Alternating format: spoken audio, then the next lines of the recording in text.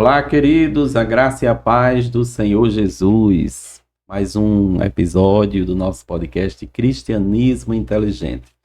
Graças a Deus por todo o projeto, por todo o tempo em que aqui nós estamos envolvidos neste trabalho que tem alcançado bastante pessoas, né? Muitas vidas que têm realmente testemunhado de o quanto têm sido alcançadas, o quanto elas têm sido alcançadas por este conteúdo que nós estamos fazendo para a glória de Deus. Temos aí no nosso canal várias playlists que vocês podem acessar para ver as entrevistas, né? Os episódios são vários, com pastores, missionários, professores e muitos outros temas bem interessantes para nossa edificação. Então, continuem interagindo conosco. Quem ainda não é inscrito, se inscreva, compartilhem os conteúdos e também façam as sugestões. Podem ir sugerindo que à medida que vocês vão sugerindo, a gente vai alcançando, conversando com as sugestões, né, os convidados, e assim a gente vai produzindo todo esse conteúdo. Vou falar aqui rapidamente sobre os nossos parceiros. Nós temos JL Marcenaria, do nosso amigo e irmão em Cristo Jorge. Tem a Valha Consultoria, do PP. Não, é de Juliana. Valha Consultoria de Juliana, nossa amiga também. É o PP Montenegro Estúdio. Tem também a Luana Félix, assessoria pedagógica. O Andriel Design, do nosso visual aqui, né? A nossa identidade visual. Tem Gustavo Fotografias e Heloísa Videomaker. Então, estes são os nossos parceiros. E nós estamos também recebendo outros, né? Daqui a pouco a gente vai colocando aí outras pessoas que estão contribuindo também com esse projeto. E hoje nós vamos fazer um episódio bem especial. Cada episódio tem sido especial. E eu estou muito feliz com este episódio de hoje, porque nós estamos recebendo uma pessoa muito especial, muito importante na nossa igreja, na Assembleia de Deus. Esses episódios que resgatam a história da Assembleia de Deus têm enriquecido muito, né? É a nossa irmã Esther Barros. Seja bem-vinda, irmã Esther, ao nosso podcast.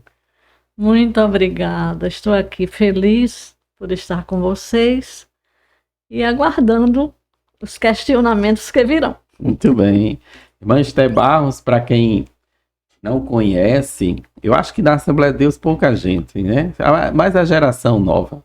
Né? Que não conhece. Mas a irmã Esther Barros, ela foi casada com o pastor José Barros durante 48 anos.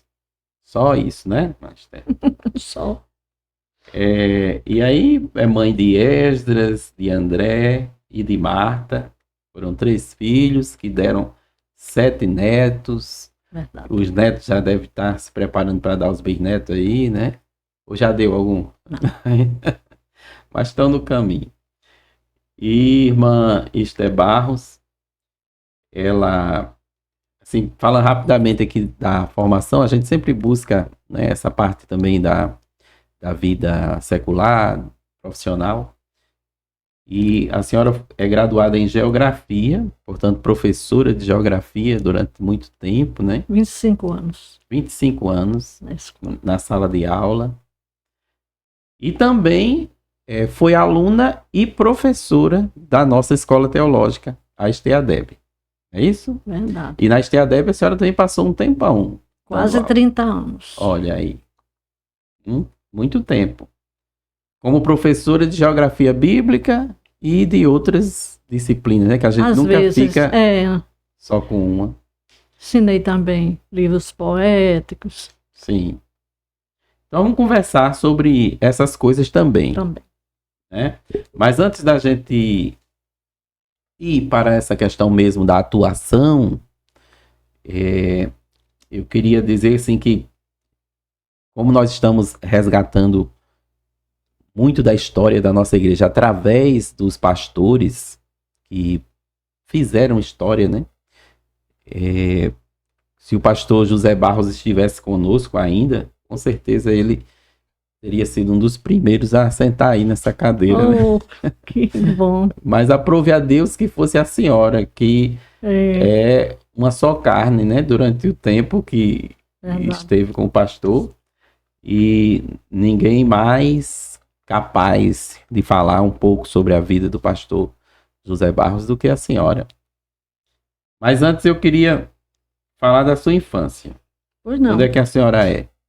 É daqui da cidade? É de outro lugar? Eu sou natalense. Ah, é minha conterrânea. Nasci, como era o nome daquele hospital, meu Deus? Não lembro agora. Lá de Petrópolis. Januário. Acima. Onofre Lopes. O nome antigo. Não, é a maternidade, né? Januário Seco. Não é aquela maternidade, não. É no hospital mesmo. No UOL de hoje, mas só que tinha outro nome na época. Não me lembro agora. Uhum. Olha, deixa eu lhe dizer uma coisa. Eu nasci num lar muito humilde, porém muito rico. Contradição, né? Não, paradoxo. Que é aparente. Verdade. Porque eu tive uma mãe que me ensinou a ser crente e a depender de Deus.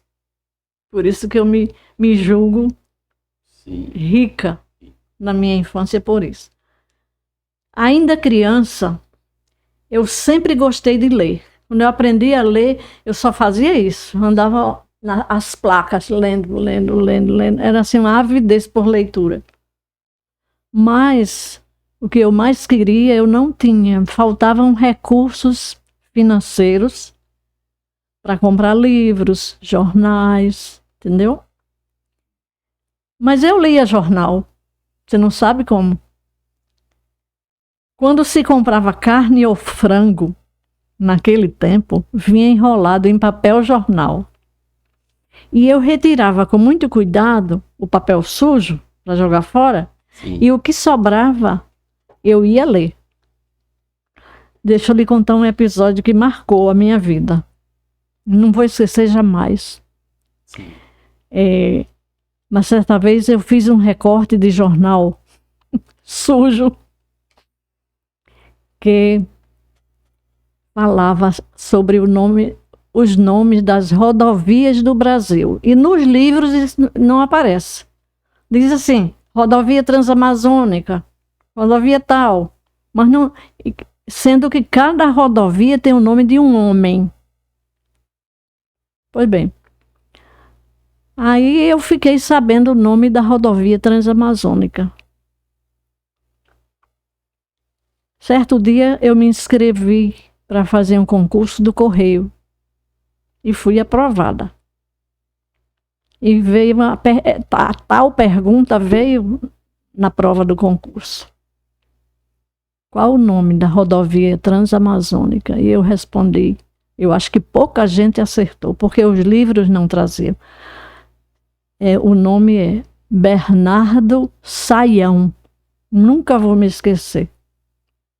Pode ser que caia um dia numa prova e alguém esteja ouvindo e aprenda. Pois bem, então, isso me ajudou muito e me animava, porque eu estava vendo resposta, né? Daquilo que eu fazia, com tanta simplicidade. Pois Deus trabalha por aquele que nele espera, como está escrito em Isaías capítulo 64, versículo 4. Ele trabalha na nossa vida. Às vezes a gente nem entende no momento, não entende. Ele traçou o nosso caminho. E se estivermos no centro da sua vontade, ele cumprirá em nós o seu querer, viu? Vale a pena entregar nosso caminho ao Senhor e confiar nele. Quer saber mais alguma coisa sobre a minha origem? Sim.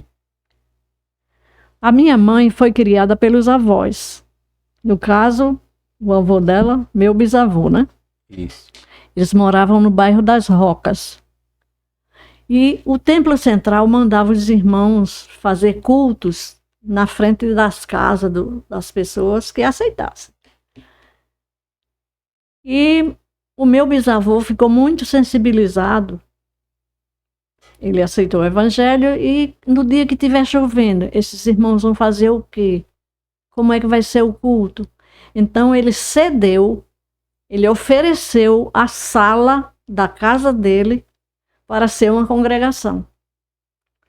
E as pessoas foram aceitando a Jesus e a sala encheu, até que eles precisaram alugar um salão maior, onde hoje é a atual Congregação das Rocas.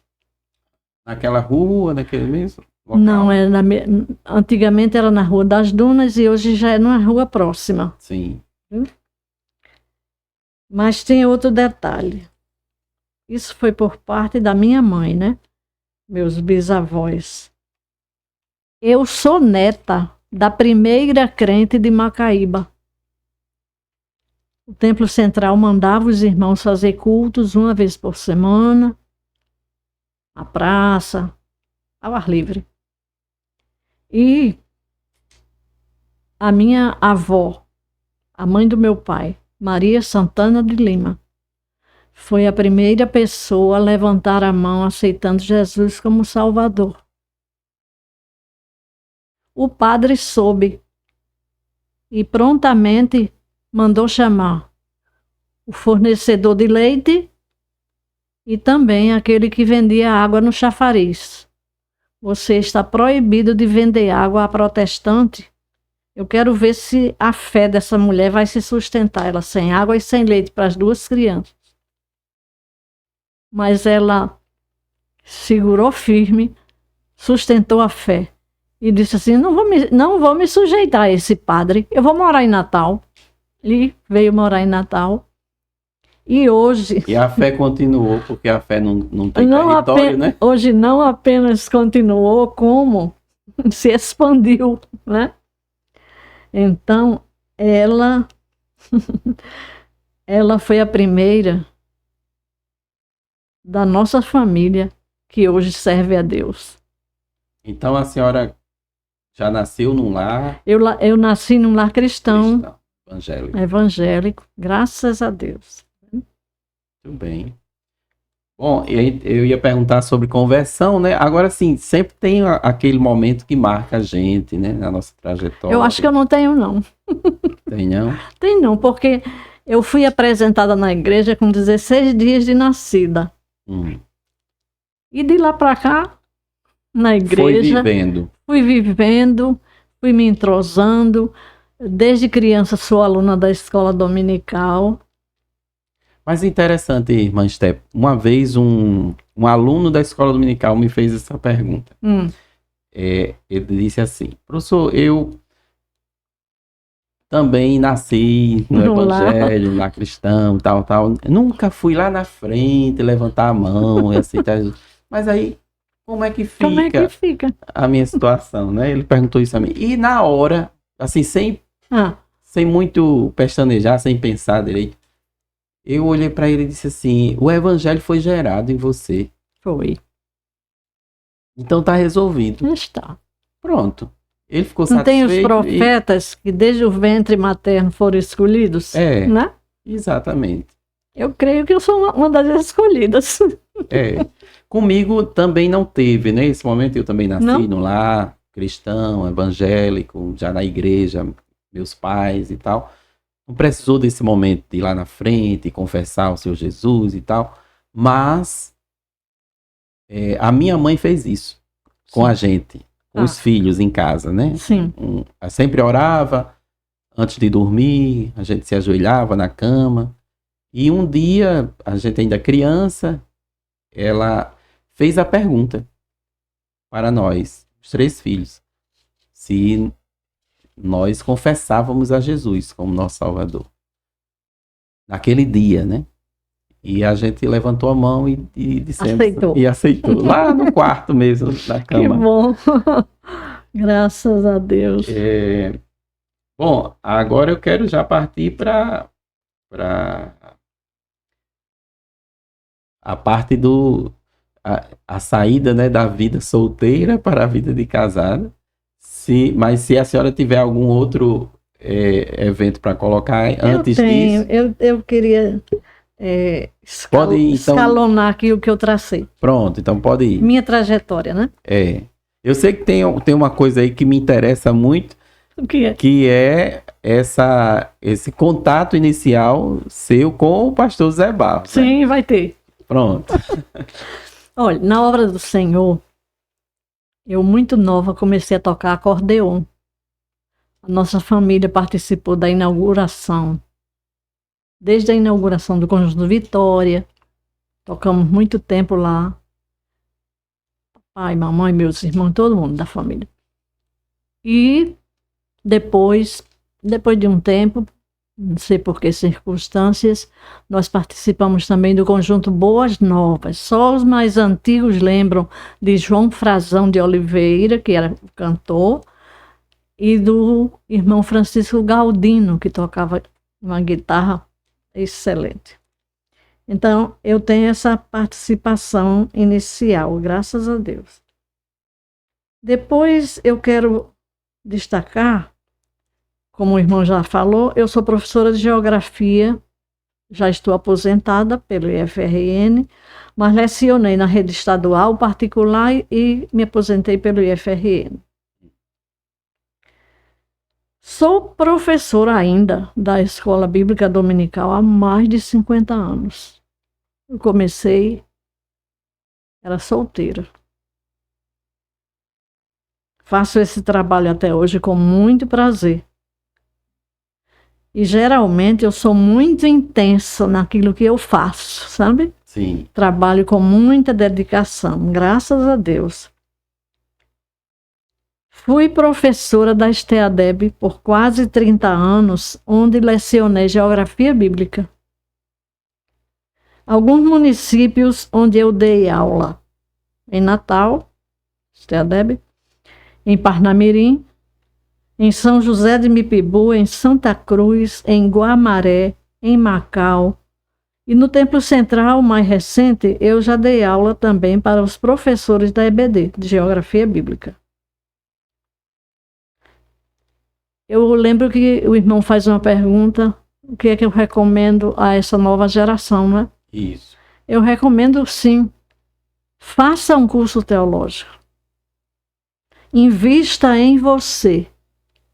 Vale a pena entender melhor as Escrituras e conhecer melhor a Deus. É isso que eu acho que o curso teológico pretende alcançar.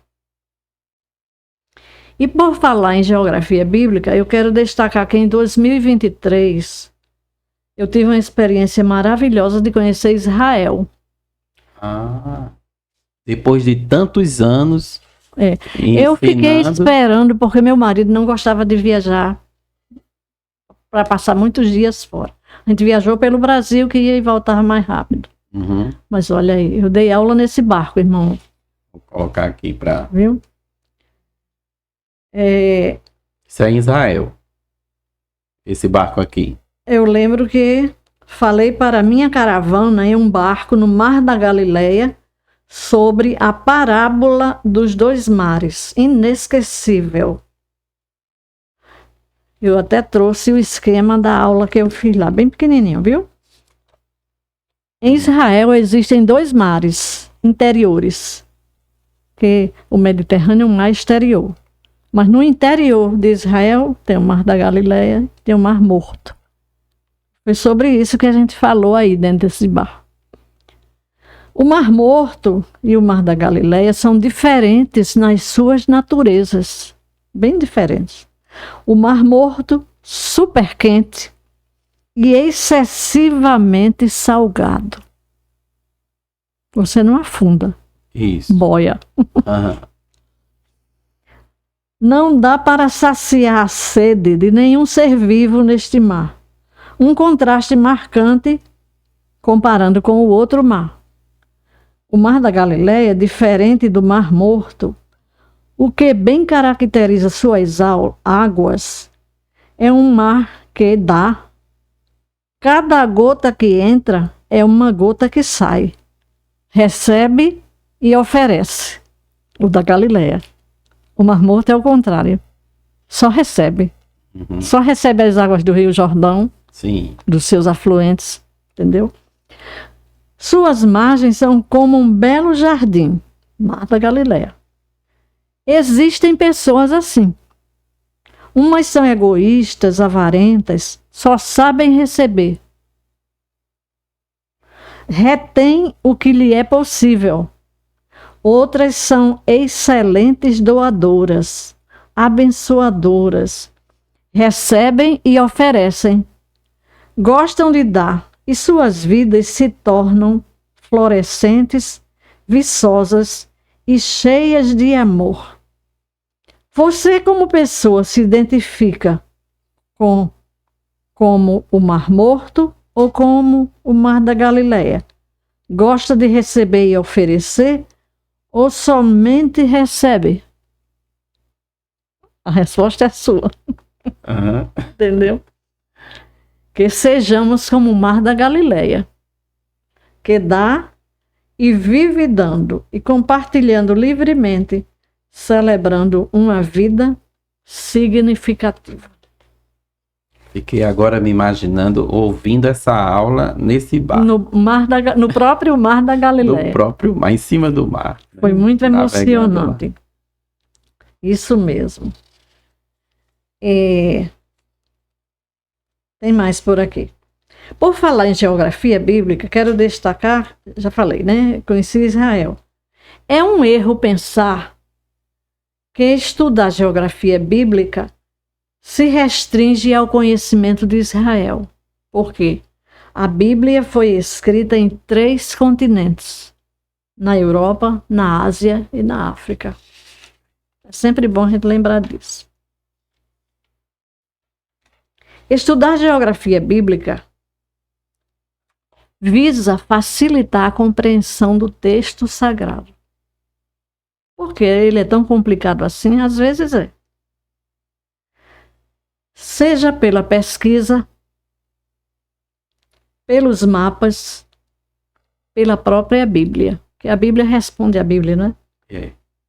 Por exemplo, as cores de um mapa físico, de rios, de relevo, etc., pode ser representado pelo verde, mostrando as planícies, cor verde.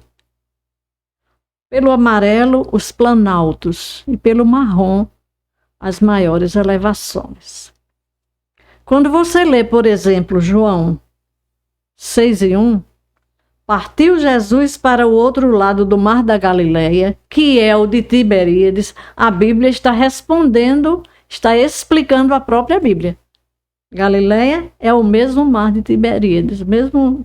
E Lago de Genezaré, né? Também chamado. E ainda Quinerete. Pronto. 4 nomes para o mesmo mar. Inclusive, Quinerete significa harpa, que é o formato que o Mar da Galileia tem, de uma harpa, de um instrumento musical. Isso aí é novidade para mim. Não tinha prestado atenção nesse detalhe. É isso aí.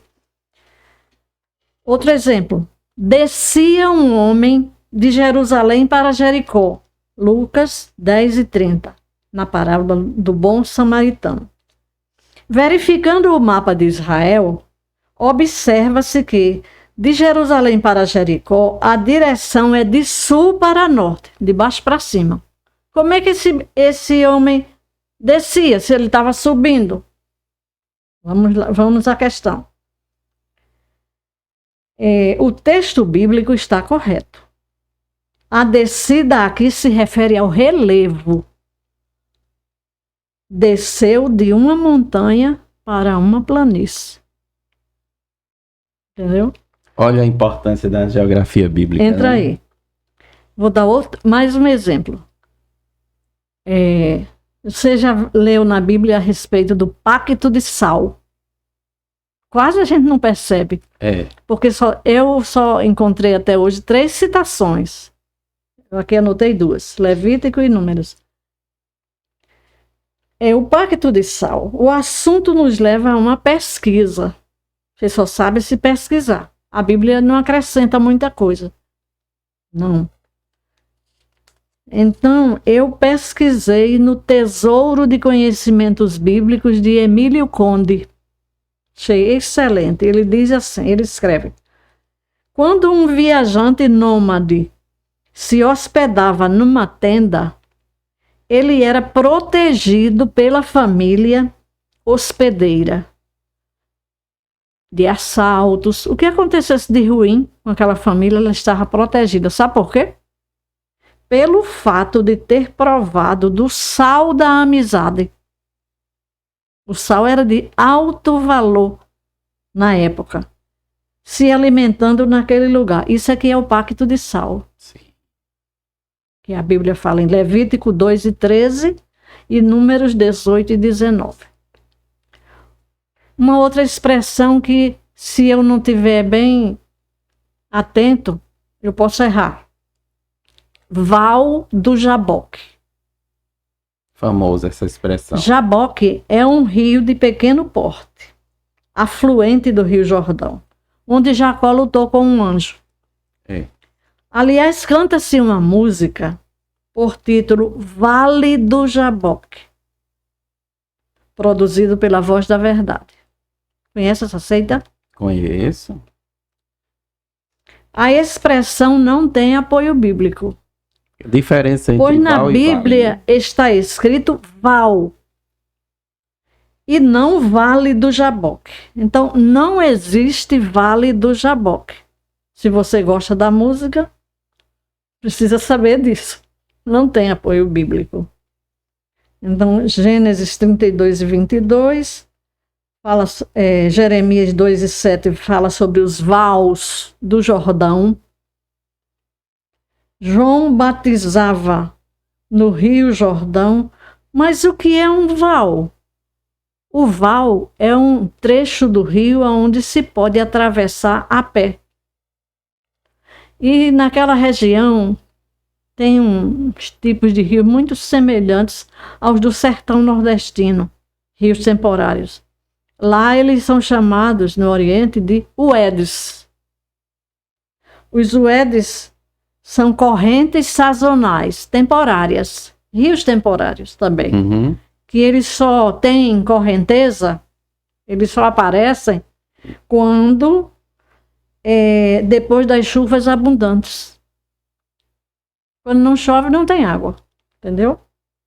Então, isso é sobre o Val do Jaboque. É pura geografia bíblica. É tanto que tem aquele livro E a Bíblia Tinha Razão. Eu tenho. Ele é excelente. Faz menção a essa questão de Val, né? Ele também comenta. Faz sim. Eu tenho esse livro. Quando nós lemos em Apocalipse a respeito das 7 cidades da Ásia, que são elas: Éfeso, Esmirna, Pérgamo, Tiatira, Sardes, Filadélfia e Laodiceia, né? O que acontece? Era a expressa imagem do seu dia a dia nas cartas. A linguagem usada nestas cartas quase relacionava-se com o cotidiano do seu povo, com as peculiaridades regionais, além do que, através da linguagem dinâmica da mensagem, advertia àqueles que, sendo cristãos, não deviam e nem devem se conformar com os padrões mundanos. Então, tem umas coisas interessantes nessa igreja de Laodiceia que vale a pena a gente comentar, sabia? Sim. Havia abundância de todos os produtos nessa cidade, de modo que ela bastava-se a si mesma. Ela se sentia o máximo, viu? Apocalipse 3:17. Apesar de toda a riqueza da cidade, não havia água em Laodiceia. Olha aí. É aí onde vai entrar aquela questão do morno, né? Recebia água das fontes termais. Havia um aqueduto de Hierápolis que levava essa água que saía quente das fontes termais, mas já chegava lá morna. Então o que é que a carta diz? Nem é frio nem quente. É morno. É morno e Por por causa isso- disso vou vomitar. E a propósito é um dos elementos importantes é que essa água podia funcionar como remédio provocador de vômito. Sim. Eu vi isso no dicionário Wycliffe, Uhum. entendeu? Também nessa cidade se tratava das doenças dos olhos. Aí a carta vai e fala no colírio, É. entendeu? Seus colírios eram famosos, tinham um pó frígio, um pó que aliviava a dor dos olhos. E também fabricavam tecidos, principalmente pretos, muito procurados. Havia na cidade uma lã negra de fina qualidade. E essas roupas eram caríssimas. Aí a carta vai e recomenda que compre tecido para fazer roupa branca, É. não preta. Que era assim que tinha lá. Quer dizer, tudo que está presente lá de recomendação, É. ele está fazendo referência Veja como a Bíblia é à cultura atual, da não é? cidade. Como a Bíblia é atual. É. Ela vai de encontro àqueles fatos que ocorrem em tais lugares, né? E a gente identifica isso estudando geografia. Estudando bíblica. geografia. Agora tem uma coisa que parece geografia, mas não, geografia bíblica, mas não é. Essa aqui. Sim. Aqui. Domingo nós estudamos os povos, a perseguição, né? Os povos não alcançados. Vou colocar aqui nessa. Cristão sob perseguição e a janela 1040. A janela 1040 é esse retângulo que parece uma janela, né? Sim. Aonde estão aproximadamente 68 países. Porque eles são muito pequenos, né? É. E são os países onde a perseguição está. A perseguição é grande e é onde a população é muito grande também. Viu? De grande população. Então, a região geográfica se estende entre as latitudes 10 graus acima da linha do Equador Sim. até 40. 10 aqui. O Equador passa aqui, né? No norte do Brasil. Então, aqui 10 e aqui 40. Então, por isso que ela é janela 10, 40. Sim. Viu? Então, as religiões que predominam aí são o islamismo, o hinduísmo e o budismo. Perigosa, né? Aí estão os povos não alcançados pela mensagem do evangelho. Predomina um alto nível de restrição ao evangelismo e perseguição religiosa.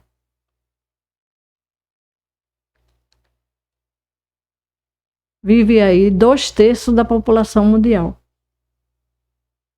Por isso um olhar específico, né, de missões. Por isso que é tão difícil alcançar esses povos, né? Eles ficam aparecendo sempre lá naquela lista do Portas Abertas. É isso mesmo. Esse mapa é dessa de lá? instituição. Pronto.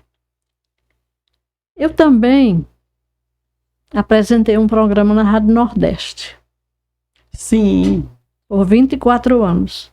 A Voz da Mulher Evangélica. Era um programa semanal. Qual era o horário do programa? Era 1h da tarde. Então era próximo do programa do pastor José Barros? Não. Era não? Não. O dele era semanal. Diversos dias na semana. O meu era somente uma vez. Então, nós fizemos esse programa por muito tempo, 24 anos. E eu tive que deixar quando vi a necessidade de cuidar mais do esposo. Sim. Por causa da idade avançada. Ele tem também uma diferença Bem interessante, né? De idade? De idade 19 anos. da senhora. É, Isso tudo? sim, senhor. Pensou? É. Tem mais alguma coisa sobre Esté? Não, aí fica com a senhora, né? Você quer saber? A gente pode prosseguir já para esse momento em que a senhora conheceu o pastor, Sim, né? E como foi o relacionamento inicial. tá certo. Olha, é uma longa história. Vamos lá, que a gente tá sentado. Primeiro, Não. Primeiro aconteceu o seguinte: quando eu era adolescente, o Senhor Jesus começou a trabalhar, mas eu não sabia. Minha avó, mãe do meu pai, foi morar no Rio de Janeiro. O tempo passou e tal. Quando chegou a época de fazer vestibular, porque eu fiz um concurso para o Correio, Aquele que a senhora acertou da questão pergunta da rodovia. do lá, jornal, da Bernardo Saião. Uhum. Então, o concurso foi cancelado. Foi o último concurso do DASP, que era o órgão federal que realizava concursos, né? Eu passei numa posição muito boa, mas Deus me deu uma orientação. Eu aproveitei as mesmas disciplinas que eu fiz o concurso para fazer vestibular de geografia. As mesmíssimas. Então, eu fiz o vestibular, fui aprovada muito bem também, Deus me ajudou. E eu sei que no segundo ano da faculdade, um dia chegou um rapaz na turma e perguntou assim: quem aqui nessa classe gostaria de ensinar geografia no Colégio Marista? Ninguém. Eu olhei assim, ninguém levantou a mão. Aí eu levantei. Eu disse que eu preciso. Então, ele disse: apresente-se segunda-feira e já vá pronta para ser professora lá, para ensinar. E eu fui, né? Até que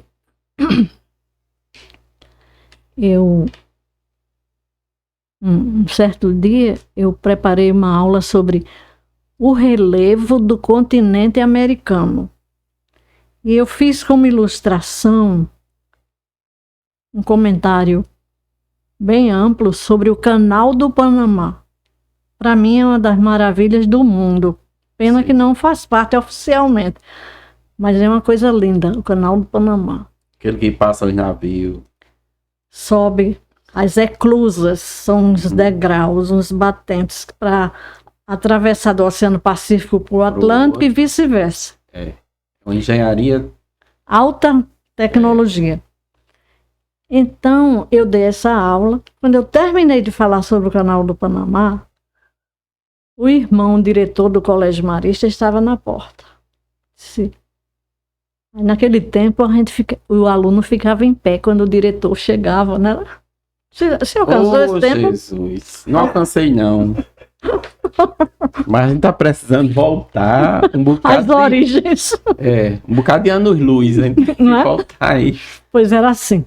Então, ele disse: alunos, vocês estão de parabéns. Eu assisti a aula sobre o Canal do Panamá escondido aqui atrás da porta, porque as portas do Marista abriam para fora, sabe? Então, vocês estão de parabéns. Agora eu quero me dirigir à professora. Professora, sua aula foi maravilhosa. É tanto que a senhora acabou de passar num concurso sem saber. Eu fiquei assustada. Ele disse assim: olha, no próximo ano a senhora vai ensinar na escola do dia, porque eu ensinava na escola da noite, que era a escola dos pobres. Colégio Padre Champagnat, no Marista, sabe? A senhora no próximo ano vai ensinar durante o dia. Vou ganhar mais, né? Uhum. Foi aí promovida. Fui, por conta da aula do Canal do Panamá.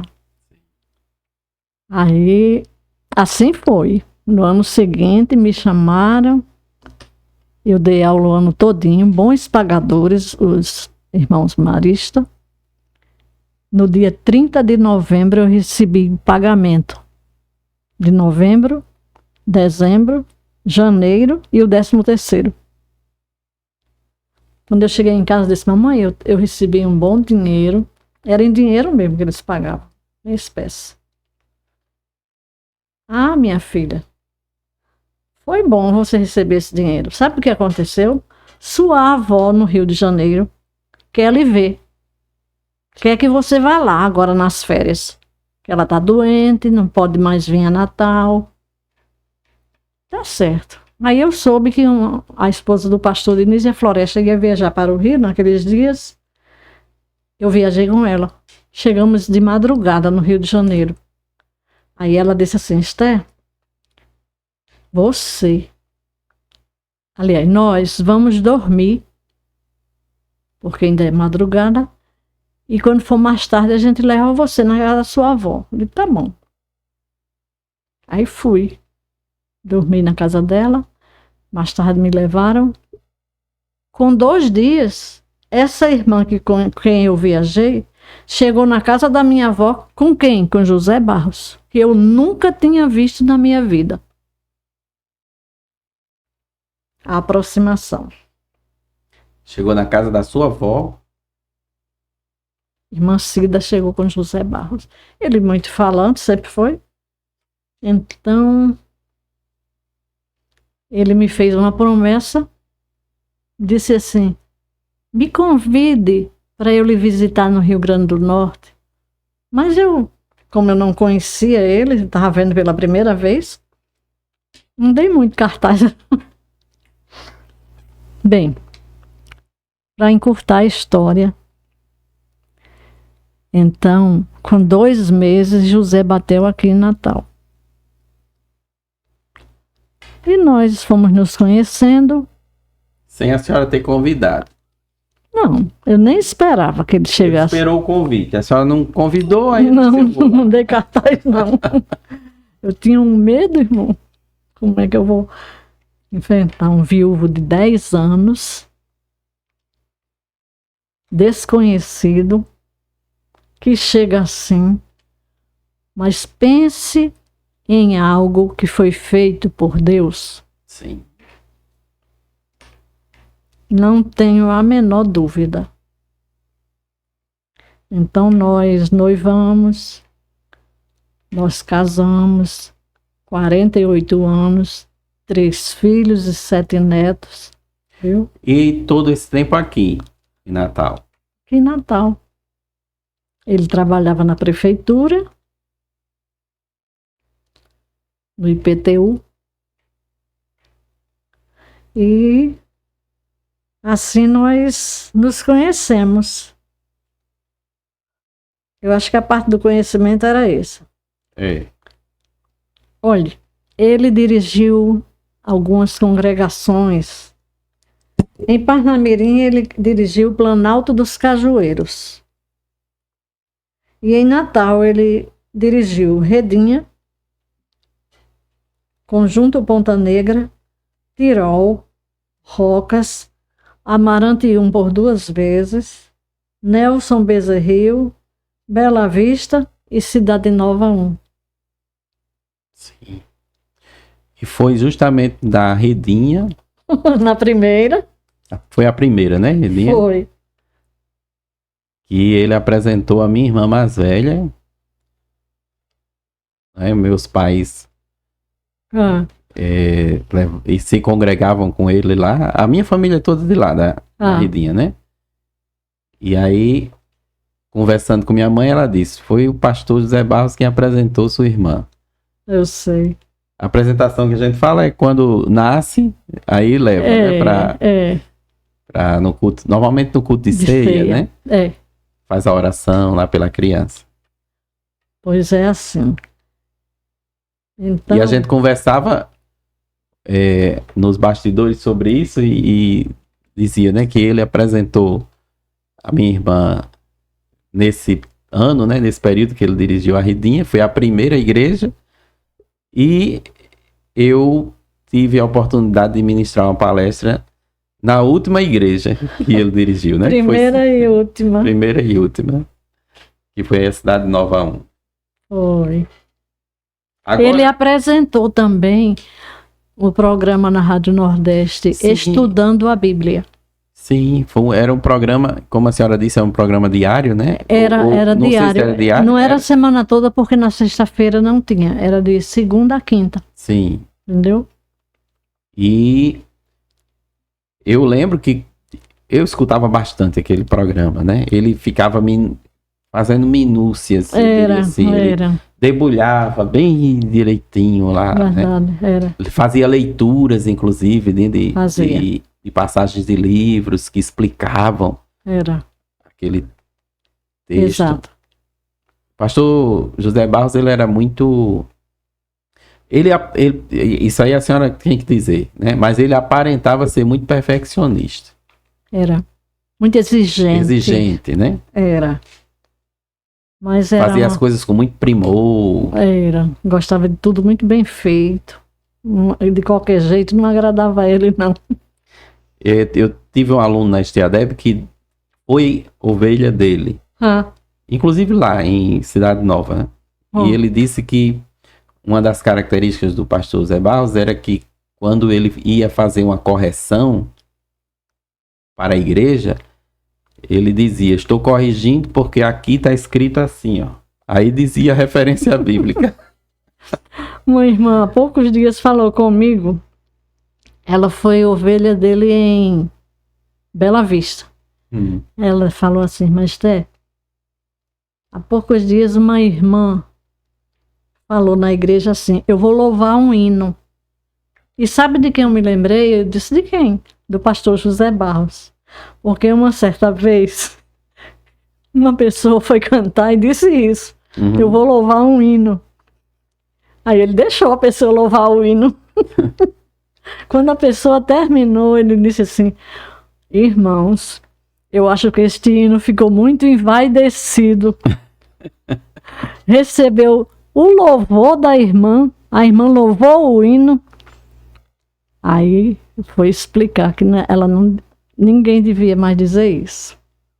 Porque quem merece louvor é o Senhor Jesus. Eu vou cantar um hino em louvor a Deus. Sim. Hoje nem se fala mais cantar hino, não é? Ou se falar, diga, vou louvar ao Senhor, com um hino, né? Com um hino. Tem muita coisa que a gente precisa prestar atenção, né? Nem precisa ser formado, mas a atenção é muito importante. Você observar o que se fala. Eu observo muito o pastor Martim falando. Certas coisas que ele não fala e o povo fala. Agora, irmã Esther, a senhora falou aí na lista da sequência das igrejas que o pastor Zé Barros e a senhora passaram, né, por elas, ele dirigiu. E sempre que se apresenta essa lista, né, eu tenho que fazer a pergunta, qual foi a igreja que mais marcou?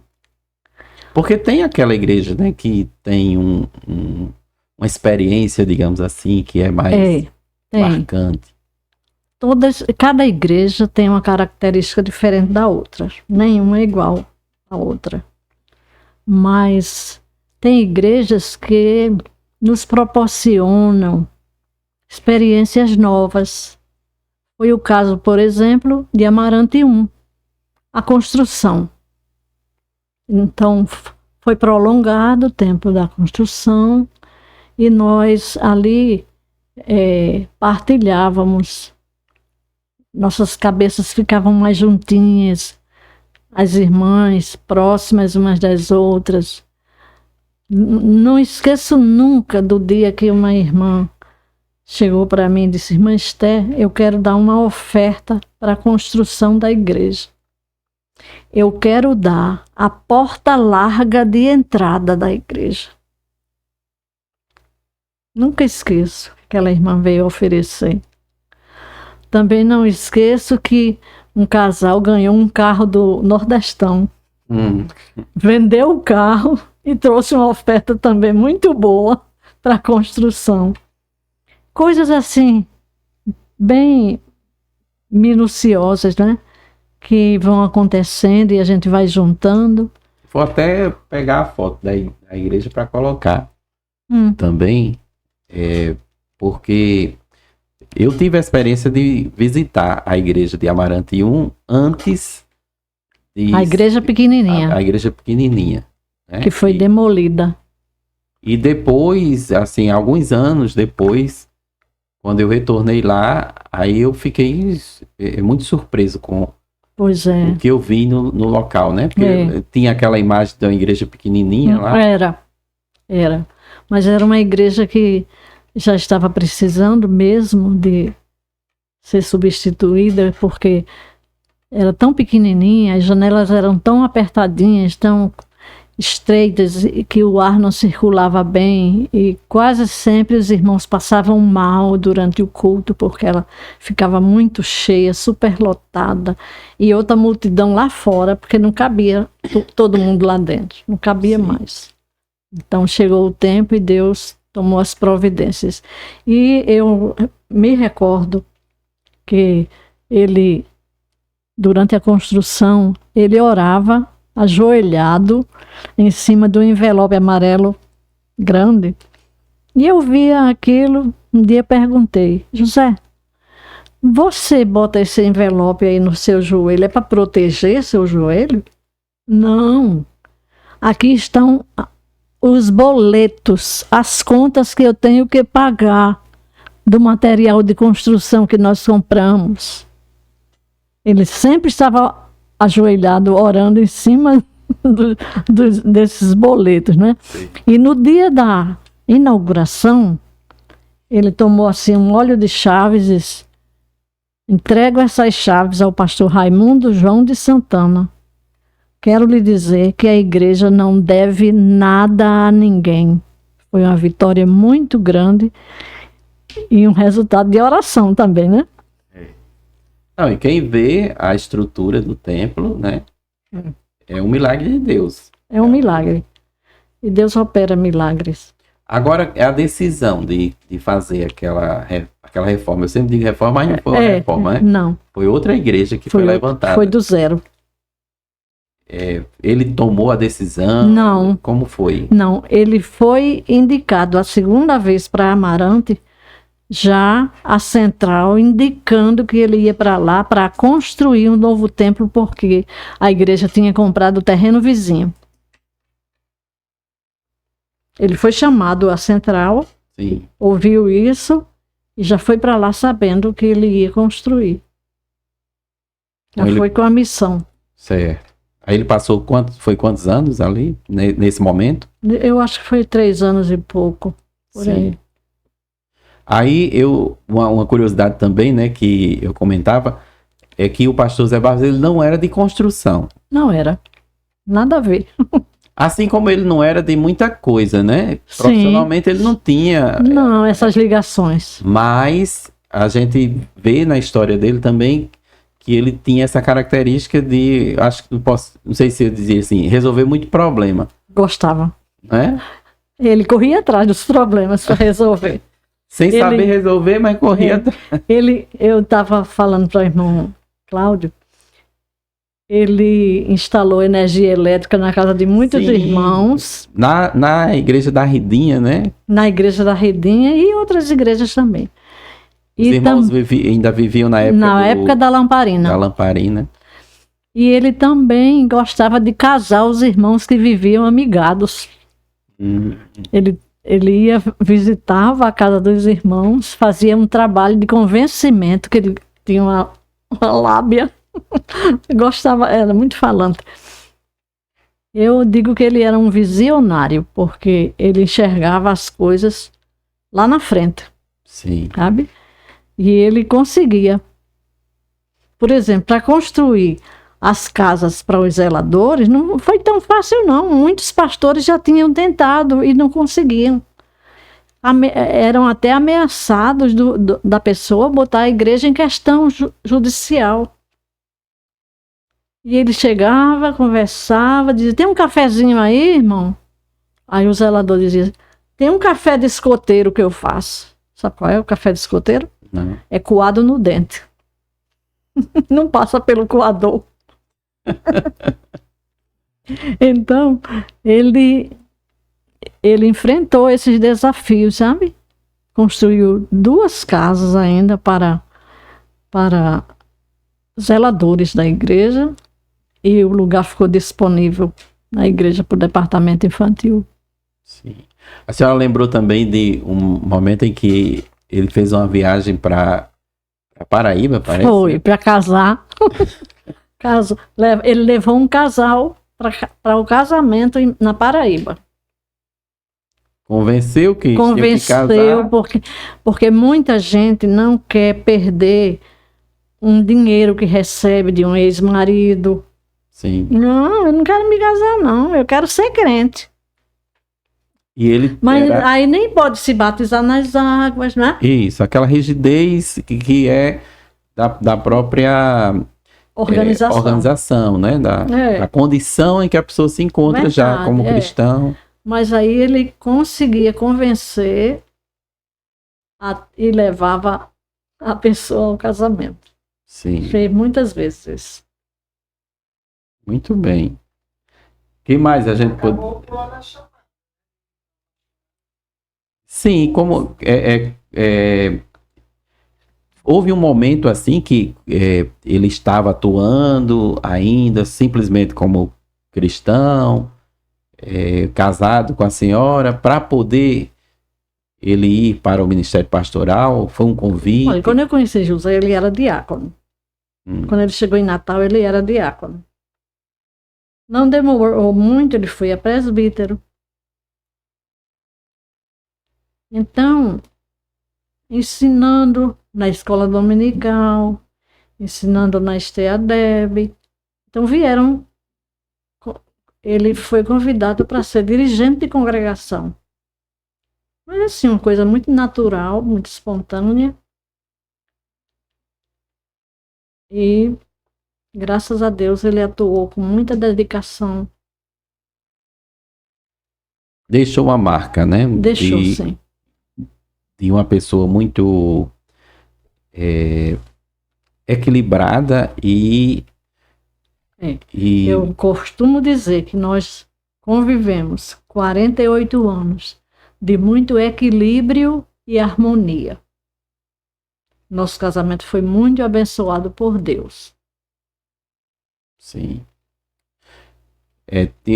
Os alunos que... Porque sempre aparece a turma de alunos, né, que tem a experiência com seus pastores, e aí de vez em quando a gente recebe na STADEB alunos que foram ovelhas do pastor José Barros, né? E aí eles sempre faz referência também a essa dedicação dele no Ministério da Palavra. Irmão Cláudio, eu estava me lembrando agora de um detalhe. Não faz muito tempo, um irmão que eu agora não estou me lembrando o nome dele, do ministério, dirigente de congregação. Ele disse que uma certa vez estava sentado junto de José e foi anunciada a hora da oferta. E ele procurou nos bolsos pelo dinheiro e o certo é que ele não tinha levado dinheiro para a oferta. E caçou nada. E José só observando.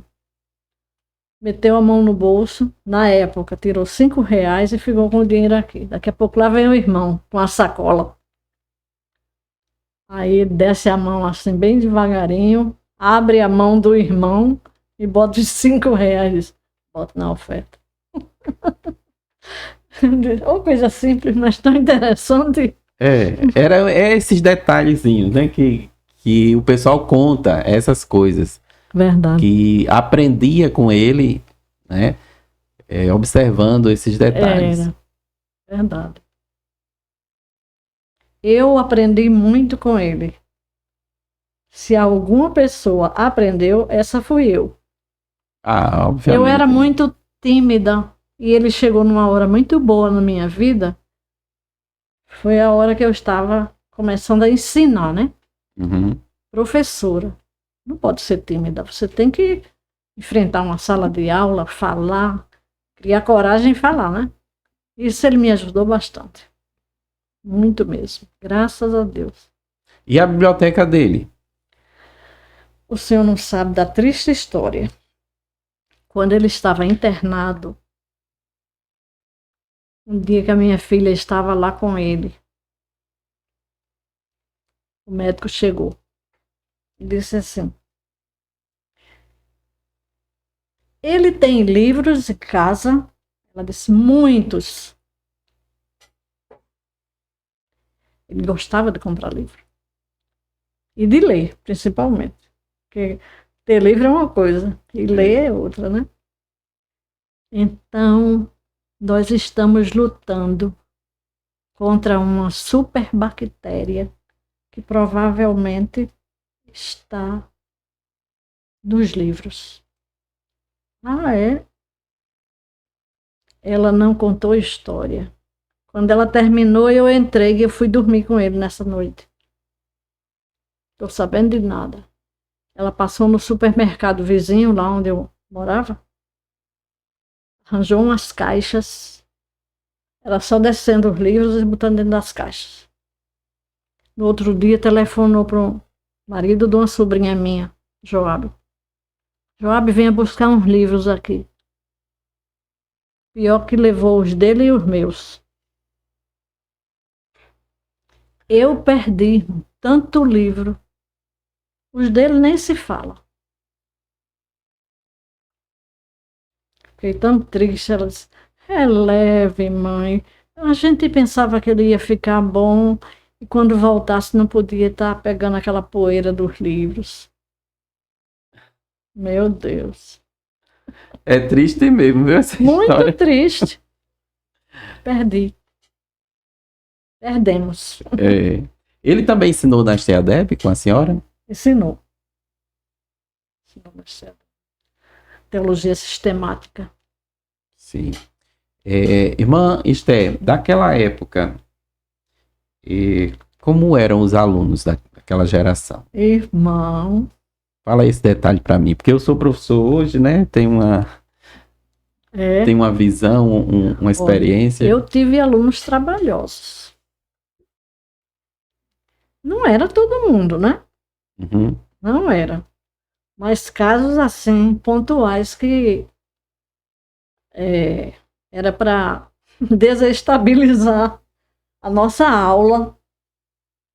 Cheguei uma vez, dia de prova, e um aluno foi me esperar no corredor. Antes de entrar na classe, ele já estava comigo, me convencendo que eu não devia fazer aquela prova.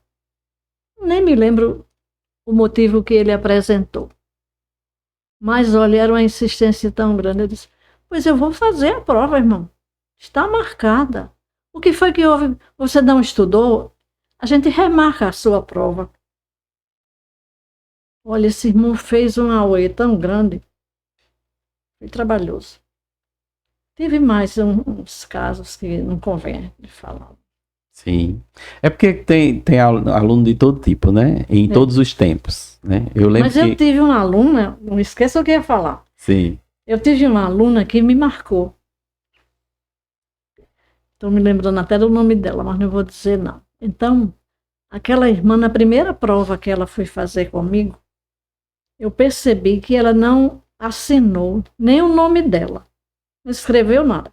E aquela irmã sentava na frente, era atenciosa, tomava assim, ela anotava tudo que eu falava. Eu digo: essa irmã está vendo algum problema. Eu sei que lá para as tantas, eu passei por ela assim, a turma já estava começando a entregar a prova. Eu disse: depois nós vamos conversar, tá certo? Fique tranquila. Aí eu combinei com ela. Quando terminou, eu combinei: irmã, me diga uma coisa. Se eu fizer uma prova oral com você, você se dá bem? Ótimo, irmã Esther. Mas eu mesmo eu não imaginei que ela ia me responder assim, irmão, a irmã saiu tão bem na prova oral. Se fosse eu, tinha dado, a prova dela, dado logo um 0, né? Ela não fez nada. Uhum. Conversando comigo sobre o assunto, ela Foi. fez a prova. São as As estratégias. estratégias que Deus vai e apresenta a gente. Porque o aluno é o que há de principal numa escola. Ele precisa ser acolhido. Ele precisa que seja reconhecido, que a dificuldade dele venha à tona, o que o professor conheça, para ajudar, não para atrapalhar, né? Sim. O que eu ia falar era que justamente essa coisa de tipos de alunos, né? Tem aquele aluno que a gente já no início da disciplina já olha assim e diz, esse aqui vai ser professor da escola, né? Do curso. Como Danilo. E já terminou, já foi direto. E foi. E tem aqueles alunos que a gente olha assim e diz, ele tá aqui passando um tempinho aqui. E eu me lembro que a coordenadora, certa vez, me falou de uma situação de uma aluna que chegou lá e ela, inclusive, era de outra... de outro movimento religioso, né? Que não a igreja evangélica. E justamente por causa disso, ela não podia matricular, assim, né? Porque tem que ter uma carta de recomendação, aquela... Mas a aluna ficou insistindo, não, mas eu quero. Então, aí ela disse, mas tem uma disciplina aqui, por exemplo, seitas e heresias. Aí vai pegar a sua. E a sua faz parte dessa. Você quer continuar para estudar aqui? Aí a resposta dela foi, é porque eu estou interessado só na carteira de estudante. Então é aluno de todo tipo, né? Meu senhor. Irmão, eu peguei uma vez um aluno que ele chegou, as aulas já estavam bem avançadas. Aí ele tinha uma moto, botava o capacete noutra mesinha na frente dele, assim, parecia um armário, ele, sabe? Então,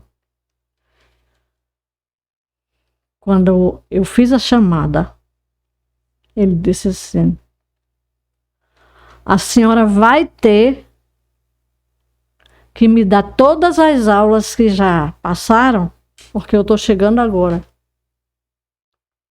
Eu disse, no final da aula, eu reservo um tempo para conversar com o irmão. Não, a gente vai tratar disso agora. Agora. E fez aquela coisa e tal. Disse que eu era muito... Usou lá um termo.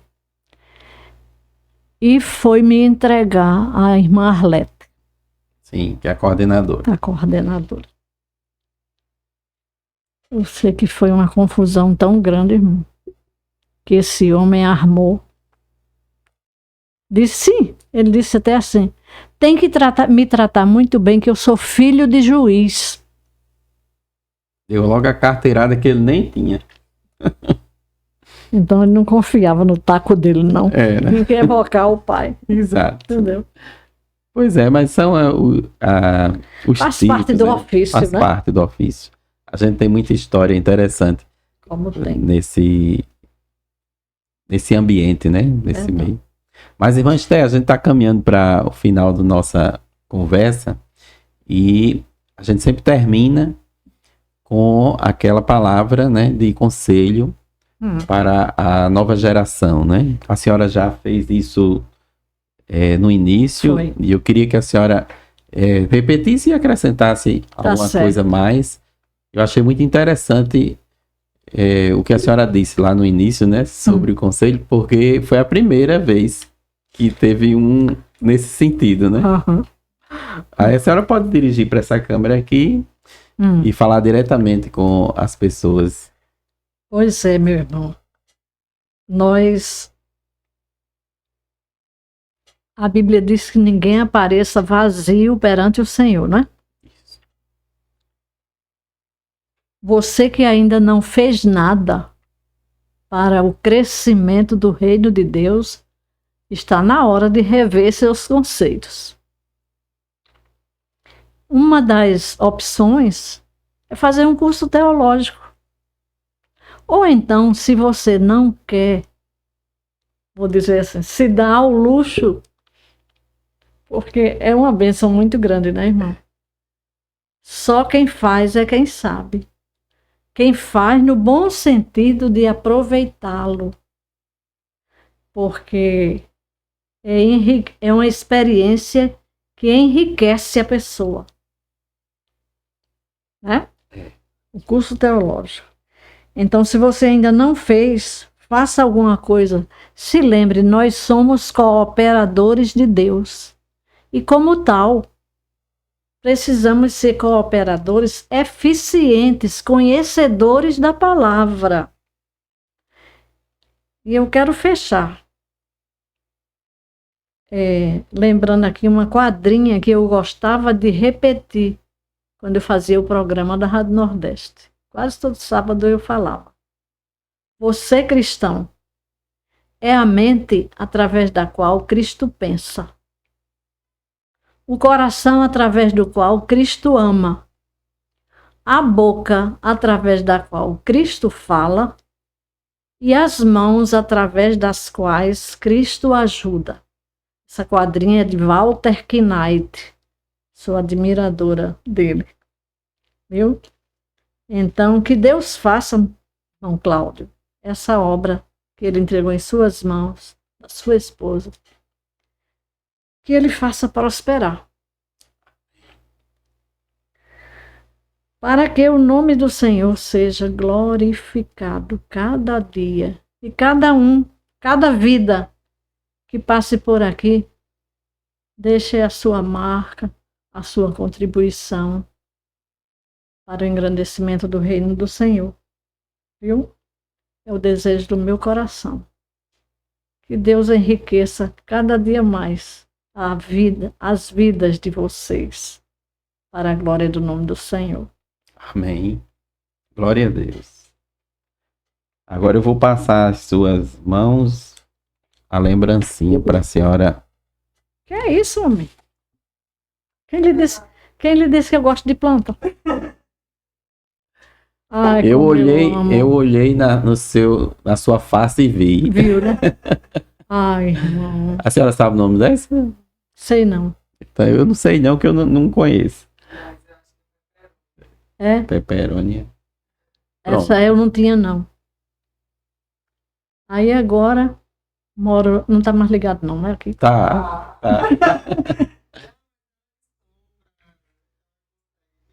É? Bom, para a senhora cuidar, né? Não tenha dúvida. E estar lembrando desse momento conosco, tá bom? Quero agradecer a sua participação, enriqueceu muito o nosso projeto. A gente recuperou aqui muitas lembranças, né? Tanto da sua vida quanto da vida do pastor José Barros. Uhum. E os irmãos que tiveram contato durante todo esse tempo do ministério dele, juntamente com a senhora, com certeza vão acompanhar, né, e relembrar e vivenciar novamente as lembranças. Então os alunos, né, dele também. Ele também deu aula nas congregações, eu me lembro. Sim.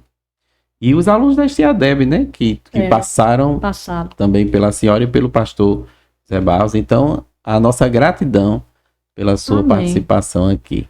Deus continue abençoando. É o que a gente pode fazer pela obra, ainda é isso, né, irmão? E como boa professora de geografia, ela trouxe os mapas, né? Que a gente comentou aqui. Eu sempre procuro uma gráfica onde eu moro, sabe? Sim. Eu morava nas Torres Amintas Barros, tinha um rapaz que trabalhava para mim. Oh, que criatura maravilhosa. O trabalho dele era muito bom. Eu tenho muitos trabalhos feitos por eles. Quando foi essa semana, eu precisei desse aqui. Se André me leva lá naquela gráfica da Avenida 6. Mãe, tem uma gráfica aqui em frente. Quando eu chego lá, o rapaz é crente. De Parnamirim. Aí deu certo. Me atendeu muito bem e eu gostei do trabalho dele. na janela 1040. Muito bem. Que Deus abençoe a todos.